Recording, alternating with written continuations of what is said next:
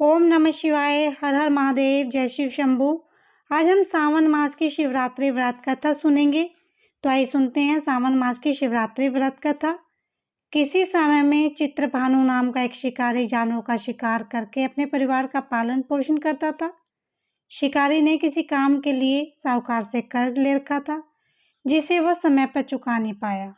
कर्ज न चुकाने की वजह से एक दिन साहूकार ने उसे बंदी बना लिया।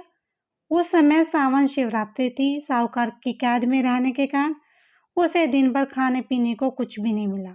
शाम होने पर जब साहूकार ने उसे बुलाया और ऋण चुकाने के लिए पूछा तो शिकारी ने अगले दिन सारा ऋण लौटाने का वचन दिया।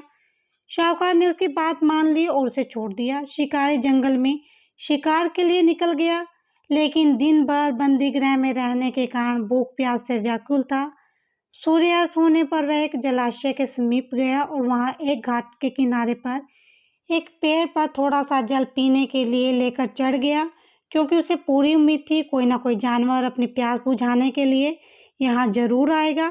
वह पेड़ बेल पत्थर का था और उसी पेड़ के नीचे शिवलिंग भी था, जो सूखे बेल पत्रों से ढके होने के कारण दिखाई नहीं दे रहा था।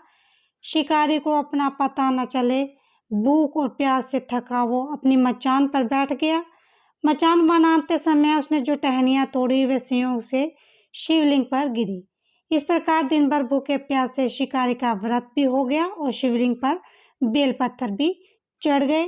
एक पहर रात्रि बीत जाने पर एक गर्भवती हिरनी तालाब पर पानी पीने पहुंची।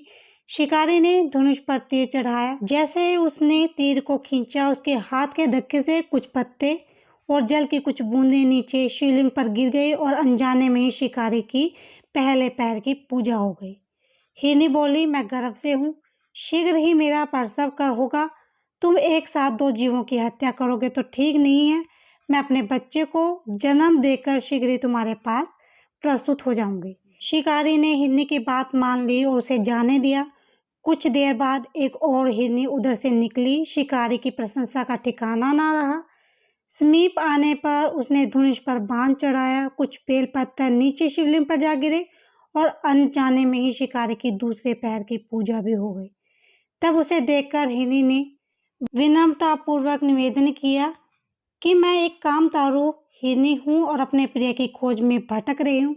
मैं अपने प्रियतम से मिलकर शीघ्र ही तुम्हारे पास आ जाऊंगी। शिकारी ने उसे भी जाने दिया। 2 बार शिकार को खोकर वो चिंता में पड़ गया। रात्रि का आखिरी पहर बीत रहा था, तभी एक अन्य हिरनी अपने बच्चे के साथ उधर से निकली। शिकारी धनुष पर तीर चढ़ाकर छोड़ने ही वाला था कि हिरनी बोली, मैं इस बच्चे को उसके पिता के हवाले करके लौट आऊंगी। इस समय तुम मुझे जाने दो और मुझे मत मारो। शिकारी हंसकर बोला, सामने आए शिकार को छोड़ दूं, ऐसा मूर्ख मैं नहीं। इससे पहले भी मैं 2 बार अपना शिकार खो चुका हूँ।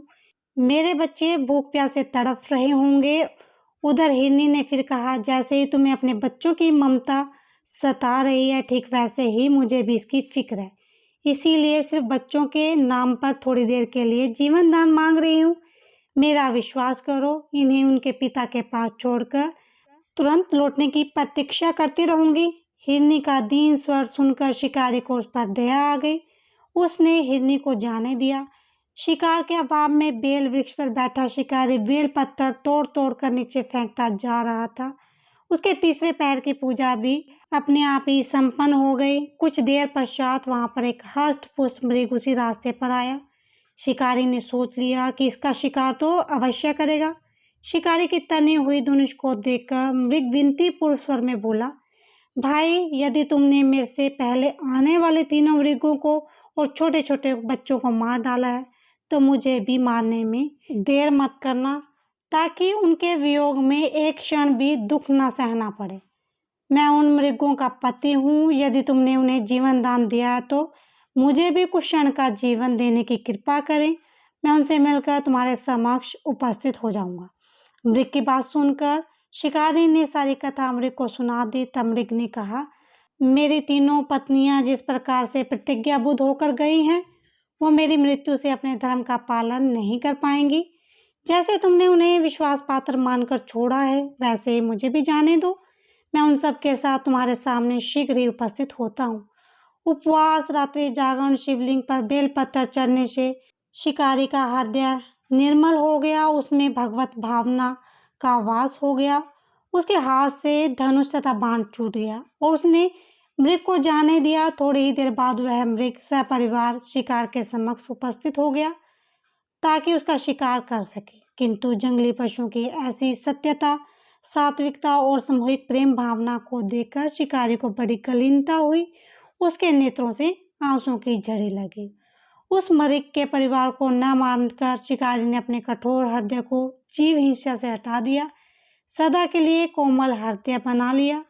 देवलोक से समस्त देव समाज की इस घटना को देखते रहे। उसका ऐसा करने पर भगवान शंकर ने प्रसन्न होकर तत्काल उसे अपने दिव्य स्वरूप का दर्शन करवाया, उसे सुख समृद्धि का वरदान देकर गोहु नाम प्रदान किया। ये वही गोहु था जिसके साथ भगवान श्री राम ने मित्रता की थी। इस प्रकार से सावन मास की शिवरात्रि की व्रत कथा समाप्त हुई। ओम नमो पार्वती पते, हर हर महादेव, जय शिव शंभू। बोलो शिव शंकर भगवान की जय।